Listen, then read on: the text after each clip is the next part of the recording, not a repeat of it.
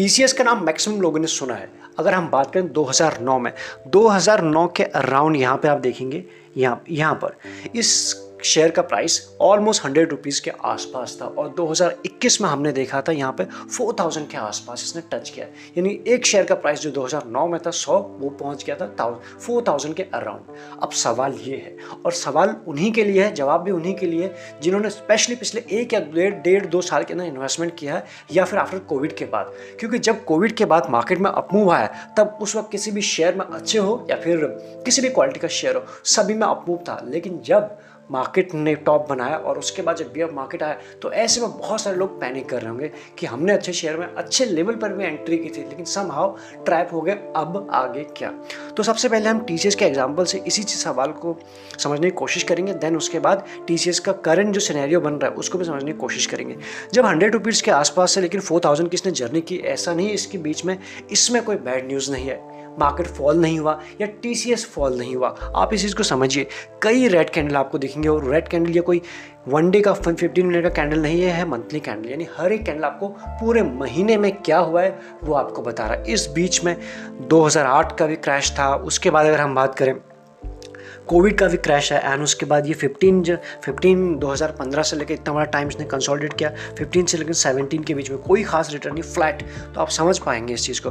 Then उसके बाद यहाँ पे एक फ्लैट, और उसके बाद यहाँ पे देखने में बहुत छोटे छोटे ये बार लग रहे हैं, लेकिन हर एक कैंडल 1 मंथ है, 1 महीना नहीं। इसने यहाँ पे 15 से लेकर 17 तक कोई रिटर्न नहीं दी। ये आप देख सकते हैं कितना बड़ा कंसोलिडेशन का टाइम चल रहा है। उसके बाद जब ये ब्रेकआउट हुआ तो एक अच्छा अपमूव, देन कोविड का फॉल, और उसके बाद फिर एक अच्छा अपमूव, वापस से हमें फॉल देखने को मिल रहा है। तो कुल मिलाकर हमें पैनिक होने की ज़रूरत नहीं है। अगर आपने अच्छे क्वालिटी के स्टॉक्स में किसी भी लेवल पे एंट्री की है, डेफिनेटली अगर अच्छा क्वालिटी का है, अच्छा बिजनेस है, तो ये इस वक्त भी हमें लग ही रहा होगा, इस टाइम भी हमें लग ही रहा होगा कि ये कब बढ़ेगा। इस वक्त तो हमें लग ही रहा है कि हमारा पोर्टफोलियो इतना डाउन है, क्या ये रिकवर होगा या कब होगा। मार्केट है, मार्केट अपने हिसाब से चीज़ों को डाइजेस्ट कर रहा है। देन उसके बाद आज नहीं तो कल ये चीज़ भी रिवर्स होगी, तो आपको पैनिक करने की बहुत ज़्यादा ज़रूरत है नहीं। तो ये आपने देखा, एक चीज़ तो ये रही, सबसे पहला इसने जो रिटर्न दिया अपने इन्वेस्टर को, पहले तो ये प्राइस एप्रिसिएशन के फॉर्म में जो 100 से 4000 के बीच में गया है। उसके बीच में आपको देखेंगे कुछ स्प्लिट हुए हैं, जो एस आपके फॉर्म में दिख रहा है। कई बार स्टॉक्स पे स्प्लिट हुआ है, तो एक चीज़ ये रहे, तो ये रहे दो, एक तो प्राइस, देन उसके बाद स्प्लिट, और भी आपको आगे चीज़ें दिखेंगी, वो हम समझेंगे नेक्स्ट स्लाइड में। अब हम समझने की कोशिश करते हैं, ये प्राइस तो जो करेक्ट हुआ, जो इतना बड़ा अपमूव आया, उसके बाद जो करेक्शन हुआ, ये एज ऑफ ना ऑलमोस्ट हो चुका है 25% के आसपास ही। ये हाई से बात करें और ये जो उसने लो लगाया, इसको अगर हम मेजरमेंट करें, इसके 25% ही ऊपर से करेक्ट हो चुका है। यानी अच्छा करेक्शन तो है। मिड कैप के स्टॉक्स में ज़्यादा करेक्शन हुआ है, 50, 60, 70, 65 कुछ इस तरह का करेक्शन हुआ है, लेकिन लार्ज कैप में अभी भी 25 to 30 के आसपास, या फिर 32, 35 इस तरह से करेक्शन सभी में तो हुआ है। ये भी आपने देखा। अब अगर हम ये समझने की कोशिश करेंगे कहाँ पे जाके इसका सपोर्ट हमें देखने को मिलेगा, जो इसके लिए स्ट्रॉन्ग सपोर्ट का काम करेगा, या फिर यहाँ पर जहाँ पर हम बोल सकते हैं कि यहाँ से इसमें रिवर्सल आना चाहिए। तो सबसे पहले हमने ये देख लिया कि ऑलमोस्ट 25% ही करेक्ट हो चुका है। अब हम इसको समझने की कोशिश करते हैं। यहाँ पर हमने क्या किया, कोविड के फॉल के बाद, ये था कोविड का फॉल यहाँ पर, ठीक है, और उसका जो रीजन उसने हाई लगाया था, वहाँ से हमने फिबोनाची रिट्रेसमेंट को हमने ड्रॉ किया। अब वहाँ से हमें क्या समझ में आया, इसने इसको रिस्पेक्ट किया है बहुत बार, इसके हिसाब से भी चला है, तो उसी के हिसाब से हम इनको समझने की कोशिश करेंगे कि इसके हिसाब से इसमें सपोर्ट क्या निकल रहा है। बाकी फिर दूसरे पैरामीटर के हिसाब से भी चेक करेंगे। तो यहाँ पे सबसे पहले इसने फर्स्ट टाइम यहाँ पे किया, देन उसका फर्स्ट डिप में हमने कल भी बात करी, फर्स्ट डिप में हमेशा बाइंग होती है। फर्स्ट डिप ही हमें बताता है कि ये करेक्शन था, फिर यहाँ पे टॉप बन चुका है। अगर ये ऊपर से ऊपर निकल जाता है, यानी प्रीवियस हाई को अगर ये ब्रेक कर देता, तो हमें इसको बोलेंगे, जो भी डिप आया रहेगा इसको हम बोलेंगे कि यहाँ से सिर्फ एक करेक्शन था। और अगर इसको ब्रेक नहीं कर पाता, तो हम बोल सकते हैं कि यहाँ पे टॉप बनने की नियर है। ये हर टाइम फ्रेम में काम करेगा, 15 मिनट में भी काम करेगा, या फिर वन डे, वीकली, मंथली पर भी काम करेगा। ये पैटर्न हमेशा काम करेगा। लेकिन फर्स्ट डिप में क्या रहता है कि जिन लोगों ने यहाँ पर जो नहीं बाई कर पाए होंगे, उनको जैसे डिप मिली तो उन्हें लगा कि यहाँ से प्राइस ऊपर जा सकता है, लेकिन यहाँ पे जाते जाते यहाँ तक आया, इन लोगों ने प्रॉफिट बुकिंग किया, और यहाँ पर फिर से बायर की जो स्ट्रेंथ है वो कम हो चुकी थी, और उसके बाद सेलर हावी हो चुके थे। तो इसी तरह से टॉप फाइंड आउट किया जाता है। तो कुल मिला के यहाँ बना, ऑलमोस्ट कह सकते हैं हम कि यहाँ पे double top kind of pattern बना और उसके बाद इसमें रिवर्सल शुरू हो गया था। तो जब मार्केट में रिवर्सल है तो एक ट्रेंड लाइन के हिसाब से ये भी नीचे चल रहा है, उसको तो हम समझेंगे ही, लेकिन समझ लेते हैं कि जो इसने रिसेंट में लो लगाया फिबोनाची के हिसाब से अगर हम इसको देखने की कोशिश करें तो यहाँ पर इसने 0.38 इतना है, यानी कि इस लेवल के आसपास जाके इसने बाउंस किया है, वो आप देख सकते हैं। जैसे इसने टच किया एक वीक इसमें ग्रीन कैंडल बनी और इस वीक अभी कंप्लीट नहीं हुआ है, 2 दिन ट्रेडिंग हो चुके हैं और यहाँ पर रेड कैंडल से हमें बनते हुए नजर आ रही है, वो आप देख पाएंगे। तो कुल मिला के as of now first support इसके लिए क्या काम कर रहा है, फिबोनाची के हिसाब से अगर हम देखें 38% के हिसाब से देखें तो यहाँ पर यही वो लेवल है जो इसने रिसेंट में टच किया। साथ ही प्राइस एक्शन के हिसाब से भी देखें ये वो लेवल है जहाँ पे इसने कुछ टाइम बताया और जैसे इसको ब्रेक किया था यहाँ से एक अच्छा अपमूव हमको देखने को मिला था, वन साइड अपमूव आया था। तो कुल मिला के उसी लेवल के आसपास सपोर्ट के आसपास आ गया। अब अगर हम देखें मार्केट का बॉटम बन चुका है, टीसीएस का बॉटम बन चुका है, ये हम अभी नहीं बता सकते, ये हमें मार्केट खुद ही साइन देगा। जिस तरह से यहाँ पे बताया था कि यहाँ पे टॉप बन सकता है, देन उसके बाद उसको देखते रहे तो फिर नीचे आना शुरू किया, वैसे मार्केट भी या तो जिस तरह से अभी इसने 15,200 के आसपास लो लगाया था, फिर वहाँ से अपमूव या यहाँ पे डबल ये बॉटम बनाएगा, कुछ इस तरह से पैटर्न बनाएगा, यहाँ से आया था ऊपर या फिर नीचे, या फिर इसको ब्रेक करके नीचे जाएगा, तो वो हमें समझ में आ जाएगा। जिस तरह का कंसेप्ट हमने यहाँ पे समझने की कोशिश की थी उसी तरह का कंसेप्ट यहाँ भी रहेगा।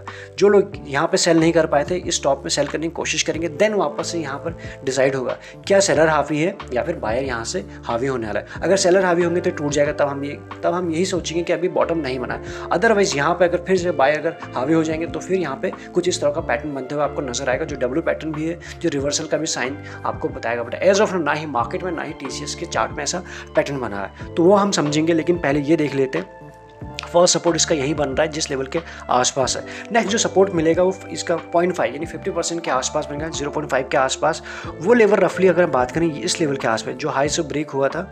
और ये जो प्राइस हैं जिनके हम बात कर रहे हैं 3000 के आसपास इसने टच किया था, एंड जो वो लेवल आएगा नेक्स्ट जो सपोर्ट आएगा वो हमें यहाँ समझ में एग्जैक्टली आ जाएगा।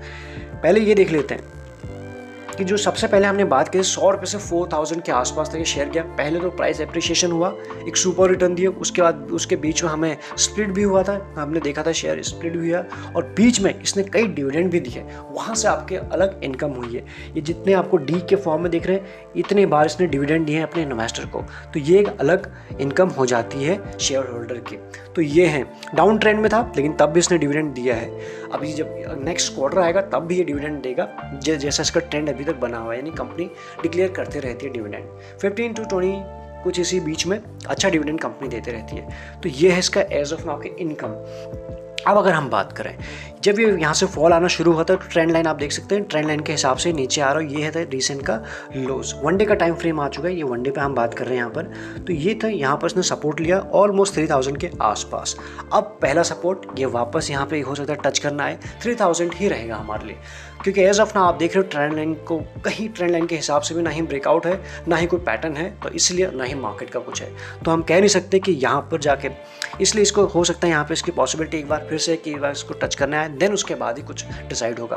तो फर्स्ट टारगेट 3000 होगा, जो सेकंड टारगेट करेगा जो फिबोनाची के हिसाब से भी दिख रहा था हमें नेक्स्ट लेवल, यानी इसके बाद जो हमें दिख रहा था वो आएगा लेवल यहाँ पे 2880 यानी 2880 के आसपास। इन लेवल के आसपास आता है तो यहाँ पे बेस्ट बाइंग हो जाएगी। अदरवाइज यहाँ से रिस्क रिवॉर्ड रेशियो, यहाँ से रिस्क रिवॉर्ड रेशियो, या फिर आप यहाँ से देखिए, यहाँ से आपको एक स्वीट स्पॉट जिसे बोलते हैं उन लेवल के आसपास आते हुए नजर आएगा। अगर टीसीएस आपको 3K के नीचे किसी भी प्राइस पर मिलता है तो आपको छोटे छोटे क्वांटिटीज़ में हर 100 पॉइंट के नीचे उन लेवल के आसपास एड ऑन की तरफ ध्यान देना चाहिए, फ्रेश बाइंग के लिए या फिर एवरेजिंग के लिए। लेकिन 3000 या फिर उसके बिलो ही इसमें अच्छी वैल्यू नज़र आती है।